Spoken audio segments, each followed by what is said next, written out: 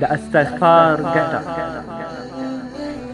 رسول الله صلی الله علیه وسلم فرمایل کله چې الله تعالی شیطان وشاړه نو شیطان الله تعالی ته وویل ژباړه اے رب زما د ستا په عزت قسم تر څو چې ستا د بنده په تن کې روح وي زه به هغه بېلارې کوم. شیطان ته الله رب العزت وفرمایل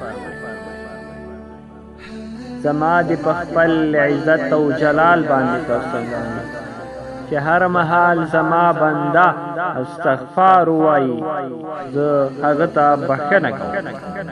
سبحان الله، څومره اسانه ذکر او څومره لوی کار پکې. نو خوږو ملګرو استغفار ډېر ډېر وایئ.